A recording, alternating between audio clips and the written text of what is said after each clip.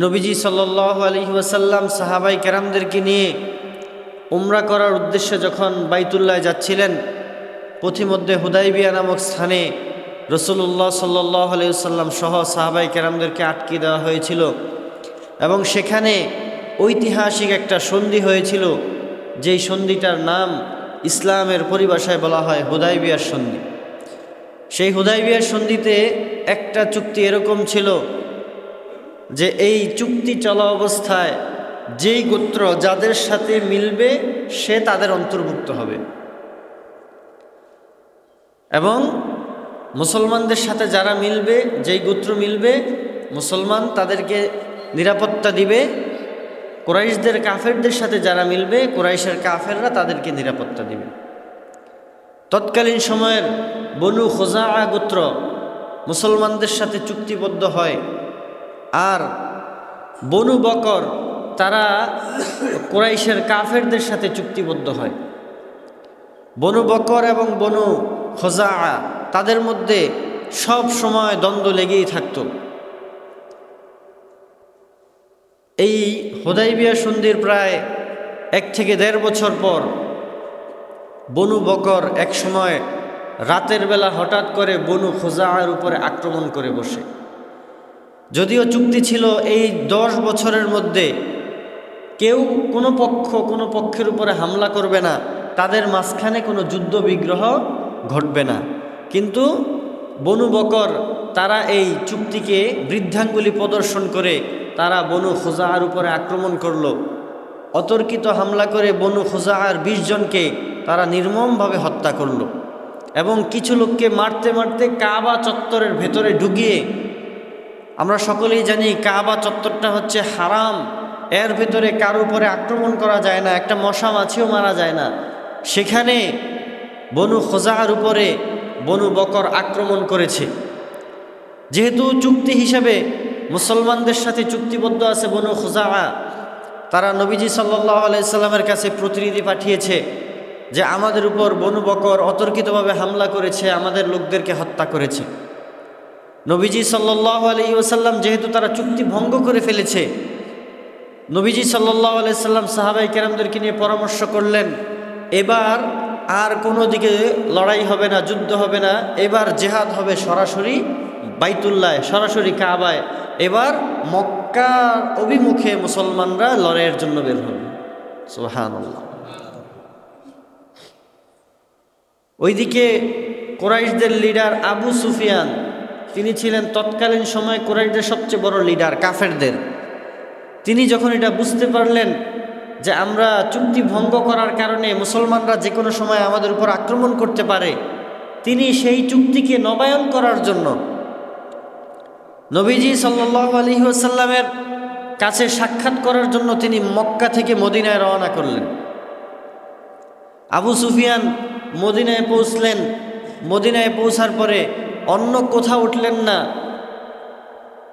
তার কন্যা উম্মে হাবিবা রাদিয়াল্লাহু তাআলা আনহা, যিনি রাসূলুল্লাহ সাল্লাল্লাহু আলাইহি সাল্লামের স্ত্রী ছিলেন, রাসূল করিম সাল্লাল্লাহু আলাইহি ওয়াসাল্লাম উম্মে হাবিবা রাদিয়াল্লাহু তাআলা আনহাকে বিবাহ করেছেন। এই উম্মে হাবিবা হচ্ছে আবু সুফিয়ানের কন্যা। তিনি অনেক আগেই মুসলমান হয়েছিলেন। স্বামীকে নিয়ে হাবশায় হিজরত করেন। কিছুদিন যাওয়ার পরে স্বামী যখন মৃত্যুবরণ করে, তখন আল্লাহ রাসূল সাল্লাল্লাহু আলাইহি ওয়াসাল্লাম তৎকালীন হাবশার বাদশার কাছে বিয়ের প্রস্তাব পাঠান উম্মে হাবিবার বিষয়ে। তখন উম্মে হাবিবা রাজি হলে আল্লাহ রাসূল তাকে বিবাহ করেন। এই উম্মে হাবিবা রাদিয়াল্লাহু তাআলা আনহা, যিনি ছিলেন আবু সুফিয়ানের কন্যা, আবু সুফিয়ান মক্কা থেকে মদিনায় এসে সর্বপ্রথম নিজের মেয়ের ঘরে উঠছে। মেয়ের ঘরে উঠা যখন বিছানায় বসতে গেছে, তো উম্মে হাবিবা রাদিয়াল্লাহু তাআলা টান দিয়ে বিছানাটা গুটায় দিছেন। আবু সুফিয়ান বলতেছে, মা, আমি তোমার বাবা, আমি বিছানায় বসতে গেলাম, তুমি বিছানাটা উঠাইয়া দিলা।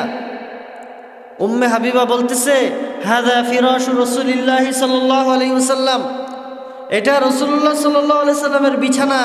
ওয়া আনতা রাজুলুন মুশরিকুন নাজিসুন, আর আপনি একজন মুশরিক, আপনি নাপাক। সুতরাং নাপাক ব্যক্তি রাসূলের পবিত্র বিছানায় বসতে পারে না। সুবহানাল্লাহ। কাকে বলছে? নিজের বাবাকে। কারণ তারা নিজের পিতার চেয়েও রসুলকে বেশি ভালোবাসতেন। উম্মে হাবিবা যখন এই কথা বললেন, আবু সুফিয়ান লজ্জায় পড়ে গেলেন।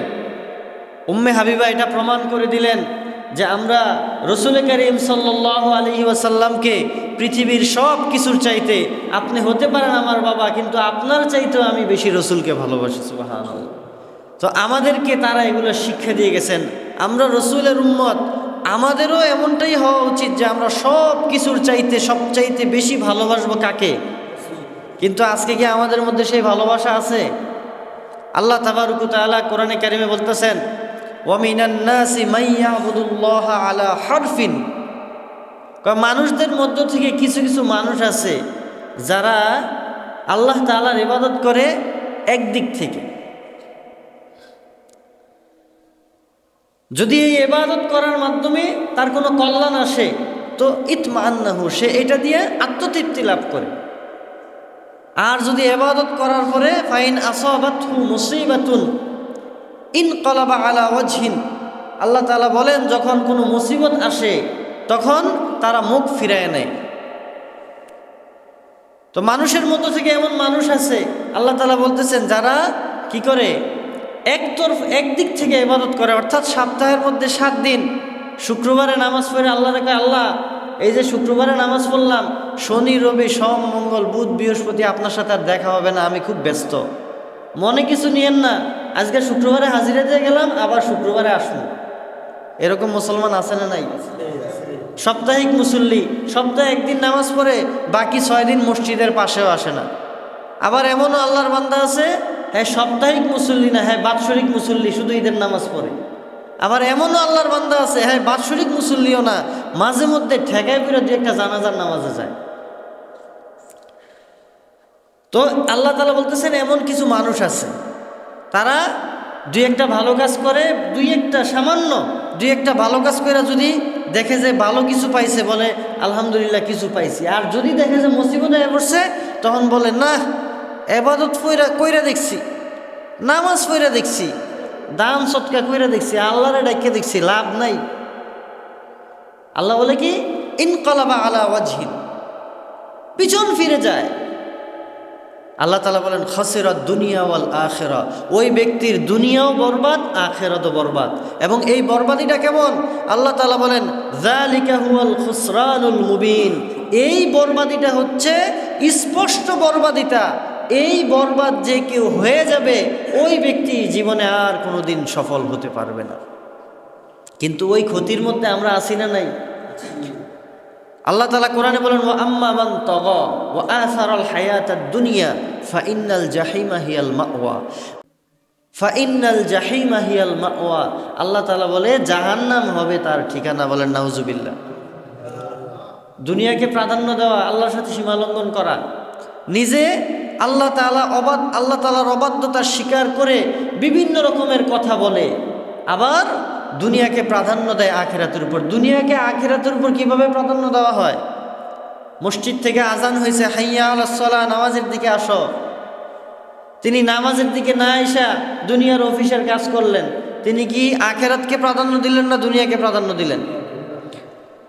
দুনিয়ার মসজিদে আজান হয়ে গেছে, সে দোকানদারি করতেছে, নামাজ পড়তে আসে না, সে দুনিয়াকে প্রাধান্য দিল না আখিরাতকে প্রাধান্য দিল?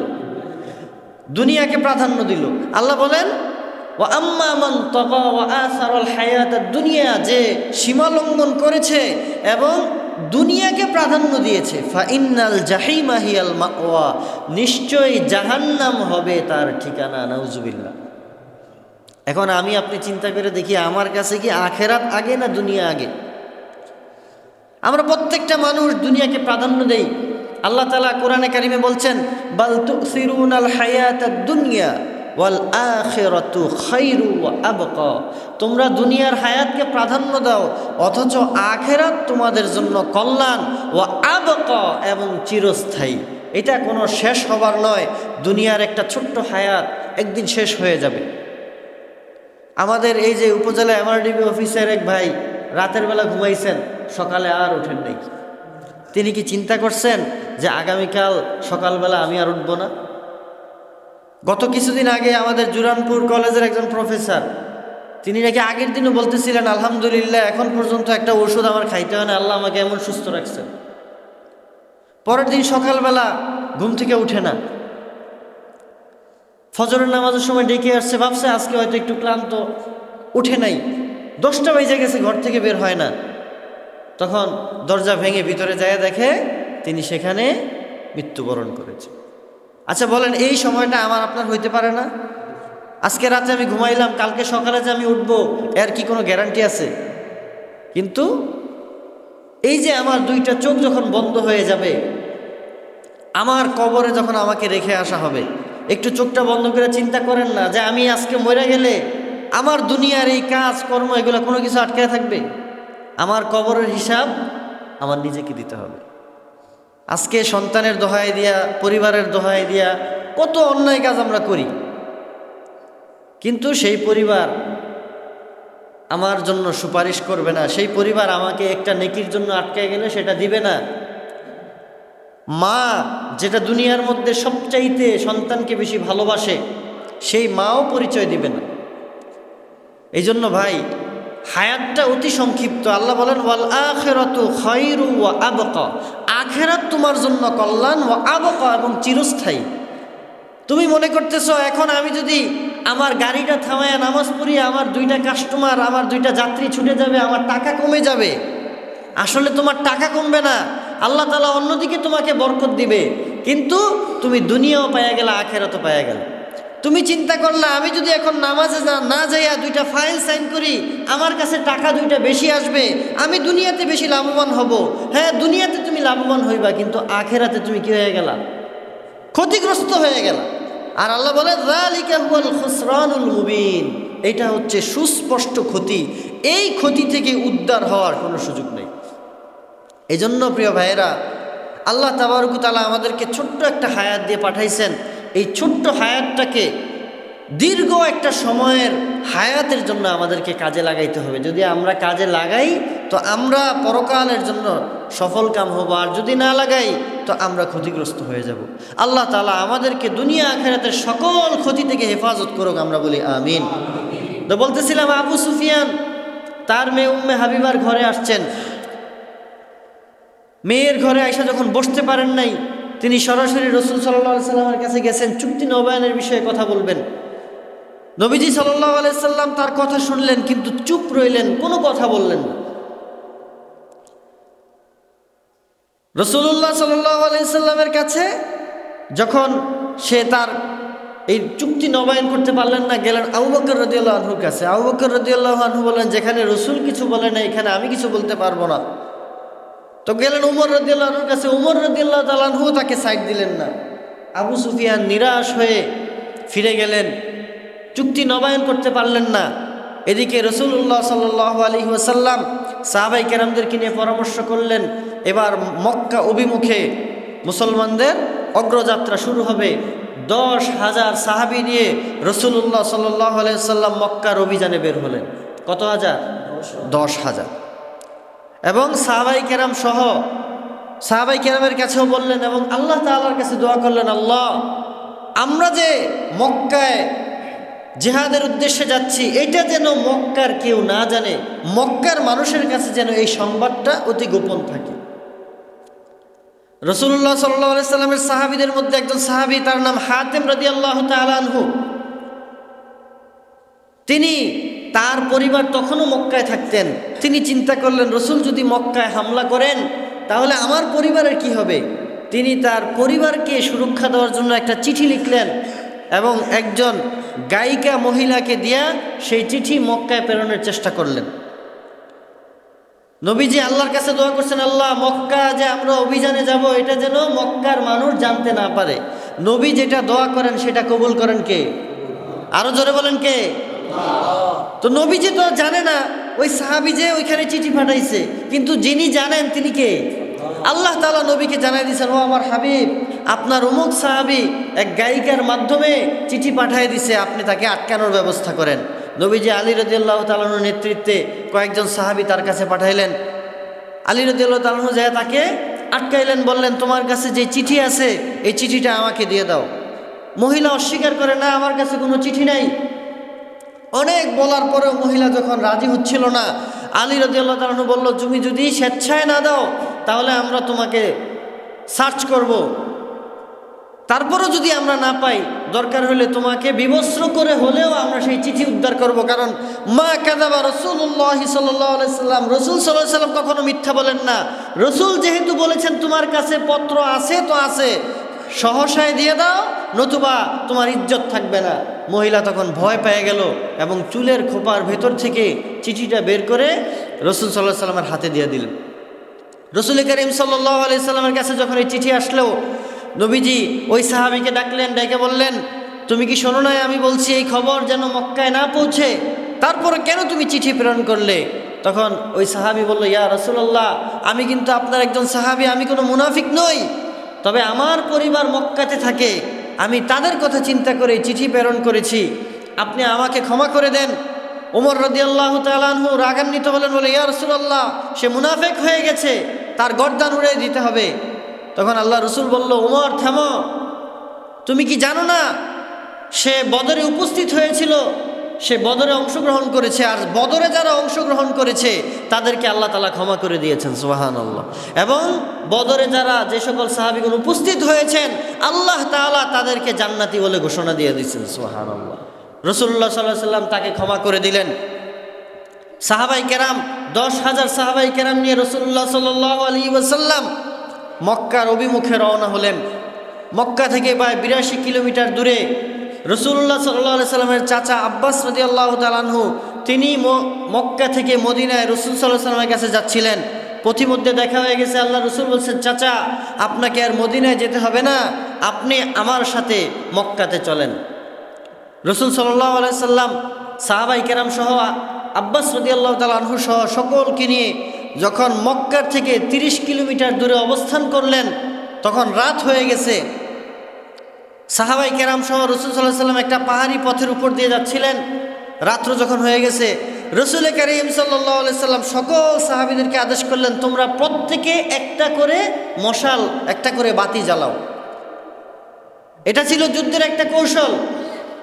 10,000 লোকের হাতে যখন একটা করে মশাল থাকবে, কত হাজার জ্বলবে? আর এই 10,000 যদি দূর থেকে লক্ষ্য করে তাহলে কতগুলো দেখা যাবে। পাহাড়ের উপর যখন সকল মুসলমান একজনে একটা করে বাতি জ্বালালো, 10,000 লোকের হাতে 10,000 বাতি, কাফেররা যখন এটা দেখলো তো কাফেরদের মধ্যে ভীতি তৈরি হয়ে গেল যে এতগুলা বাতি দেখা যায়, না জানি তারা কত লক্ষ মানুষ আসতেছে। আল্লাহ তাবারক ওয়া তাআলা তাদের অন্তরে ভীতি সঞ্চার করে দিলেন। ওইদিকে আবু সুফিয়ান চেষ্টা করলো যে দেখি আর কিছু করা যায় কিনা, মুসলমানরা তো আমাদের উপর আক্রমণ করতে পারে, এজন্য তারা প্রতি রাতেই টহল দিতে থাকেন। তো আবু সুফিয়ান যখন এই মুসলমানদের কাছাকাছি আসতেছিলেন, তখন রাসূল সাল্লাল্লাহু আলাইহি সাল্লামের চাচা ইবনে আব্বাস রাদিয়াল্লাহু তাআলা আনহু তিনি চিন্তা করলেন, হায়রে, মক্কার কাফেররা যদি এখনো সময় আছে, তারা যদি স্যালেন্ডার করতো তাহলে মক্কায় এত রক্তপাত হইতো না, কিন্তু তারা যদি স্যালেন্ডার না করে মুসলমান যেই পরিমাণ আসছে তাদেরকে কুচিকাটা করে দিবে। ইবনে আব্বাস রাদিয়াল্লাহু আনহু যখন এটা ভাবতেছিলেন, এমন সময় দেখে আবু সুফিয়ান আসছে। আসার পরে ইবনে আব্বাস রাদিয়াল্লাহু তাআলা আনহু আবু সুফিয়ানকে বলতেছে, আবু সুফিয়ান কি ভাবতেছো, দেখো এদের সাথে পারবা কিনা।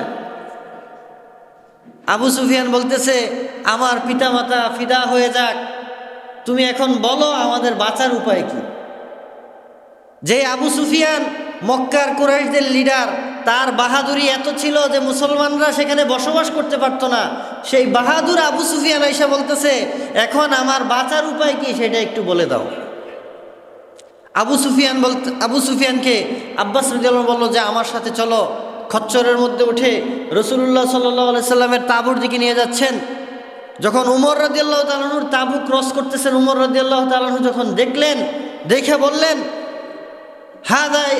হাদা সুফিয়ান হাদা আদুউল্লাহ, এটা তো সুফিয়ান, এটা তো আল্লাহর শত্রু, এটা মুসলমানদের তাঁবুতে কিভাবে ঢুকলো। ইবনে আব্বাস রাদিয়াল্লাহু আনহু চিন্তা করলেন, উমর রাদিয়াল্লাহু তাআলা যদি আসেন তাহলে অবস্থা খারাপ হয়ে যাবে। তিনি দ্রুততার সাথে রাসূল করিম সাল্লাল্লাহু আলাইহি সাল্লামের তাঁবুতে চলে গেলেন।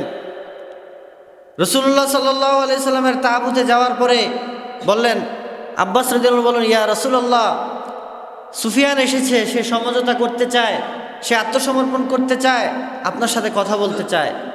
ইতোমধ্যে ওমর রাদিয়াল্লাহু আনহু রাসূলের তাঁবুতে এসে বলতেছে, ইয়া রাসূলুল্লাহ, আবু সুফিয়ান এখানে কি করে? আপনি আমাকে আদেশ দেন, আমি তার কল্লাটা তার শরীর থেকে আলাদা করে দেই।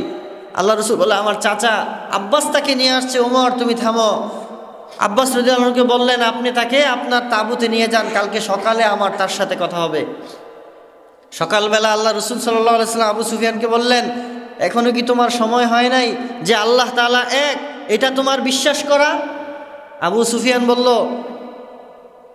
হ্যাঁ, আমি এটা বিশ্বাস করি আল্লাহ এক, কারণ আল্লাহ ছাড়া যদি অন্য কেউ থাকতো তাহলে সে আমাকে এখন সহযোগিতা করত।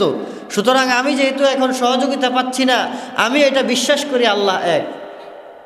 ঈমান বলা হয় আল্লাহ তাআলার একত্ববাদ স্বীকার করার সাথে সাথে রাসূল করিম সাল্লাল্লাহু আলাইহি সাল্লামের রিসালাতকে স্বীকার করা। আল্লাহ রসুল বললেন, তাহলে তুমি আল্লাহর একত্ববাদ স্বীকার করেছো, আমার রিসালাত কি তুমি এখনো স্বীকার করো নাই? আবু সুফিয়ান বলে, আপনার রিসালাতের ব্যাপারে আমার এখনো একটু সন্দেহ আছে।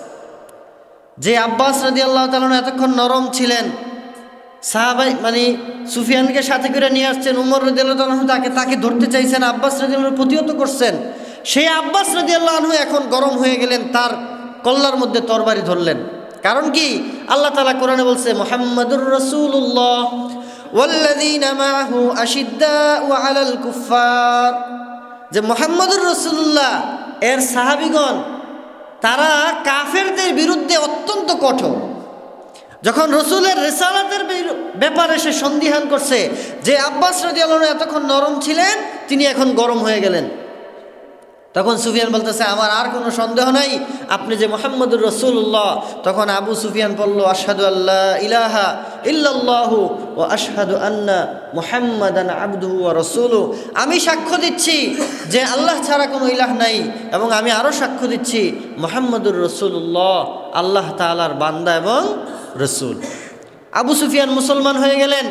তিনি মুসলমান হয়ে যখন মুসলমানদের তাঁবুতে রইলেন, আব্বাস রাদিয়াল্লাহু তাআলা আনহু বলেন, ইয়া রাসূলুল্লাহ, সুফিয়ান তো কাফেরদের লিডার, সে তো এখন মুসলমান হয়ে গেছে, কিন্তু তার একটা স্বভাব হচ্ছে সে নিজে কর্তৃত্ব চায়, তাকে একটু সম্মান দেওয়া হোক, এটা সে চায়। সুতরাং আপনার কাছে আমার অনুরোধ থাকবে, আপনি সুফিয়ানকে একটু কি দিয়েন, একটু সম্মান দিয়েন। তো রাসূল করিম সাল্লাল্লাহু আলাইহি ওয়াসাল্লাম যেদিন মক্কায় ঢুকেছেন, সেদিন একটা ঘোষণা দিয়েছেন যে আবু সুফিয়ানের ঘরে ঢুকবে সে নিরাপদ। আবু সুফিয়ানের ঘরে যে ঢুকবে সে নিরাপদ। রাসূল সাল্লাল্লাহু আলাইহি ওয়াসাল্লাম ঘোষণা দিয়ে দিয়েছেন। আবু সুফিয়ান মক্কায় গেছেন, মক্কায় যাওয়ার পরে মানুষদেরকে বলতেছেন, তোমরা আত্মসমর্পণ করো, তোমরা ফিরে আসো, যদি না আসো তাহলে তোমাদের করুণ পরিণতি হবে। তো কাফেররা বলতেছিল, আমরা এত লোক কোথায় যাব? বলে, আমার ঘরে যারা ঢুকবে তারা নিরাপদ। বলে, আবু সুফিয়ান, তোমার ঘরে আর কয়জন লোক ঢুকতে পারবে? তখন রাসূল করিম সাল্লাল্লাহু আলাইহি ওয়াসাল্লাম পক্ষ থেকে এলান আসলো, যে ব্যক্তি তার ঘরের ভিতরে ঢুইকা দরজা বন্ধ করে দিবে সে নিরাপদ, যে আবু সুফিয়ানের ঘরে ঢুকবে সে নিরাপদ। প্রত্যেকটা ঘরের নাগরিক যে নিজের ঘরে ঢুকে দরজা বন্ধ করে দিবে তারাই কি নিরাপদ, যে আবু সুফিয়ানের ঘরে ঢুকবে সে নিরাপদ। মুসলমানরা যখন কাবার মক্কাতে যখন ঢুকলেন, ঢুকার পরে কাফেররা যার যার ঘরের দরজা বন্ধ করে বসে গেলেন। আবু সুফিয়ানের ঘরে অনেকে ঢুকে গেলেন। ওইদিকে ইকরিমা বিন আবু জাহেলের পুত্রসহ আরও কয়েকজন মিলে তারা মক্কার থেকে একটু দূরে সেখানে আক্রমণ করার জন্য প্রস্তুতি গ্রহণ করলেন। সাইফুম মিন সুয়ুফিল্লাহ, যাকে আল্লাহ তাআলার তরবারি বলা হয়, সেই খালিদ বিন ওয়ালিদ রাদিয়াল্লাহু তাআলা আনহুর নেতৃত্বে সেখানে কিছু সাহাবী আল্লাহ রসুল পাঠালেন। সেখানে তাদের 12 জনকে জাহান্নামে পাঠিয়ে দেওয়া হয়েছে। খালিদ বিন ওয়ালিদ রাদিয়াল্লাহু তাআলা ছিলেন এমন একজন বীর, যিনি তার জীবনে কোনো যুদ্ধে পরাজিত হন নাই। তিনি তার বৃদ্ধ বয়সে এসে আফসোস করে তার বিবিকে বলতেছেন, প্রত্যেকটা যুদ্ধে যাওয়ার সময় আল্লাহর কাছে বলছি, আল্লাহ এই যুদ্ধে তুমি আমাকে শহীদ বানাইও, কারণ যে ব্যক্তি শহীদ হবে তার কোনো কবরে আযাব হবে না, যে শহীদ হবে তার কোনো হিসাব নাই, যে তার জানকে আল্লাহর রাস্তায় কোরবান করবে তাকে আল্লাহ বিনা হিসাব জান্নাত দিবে।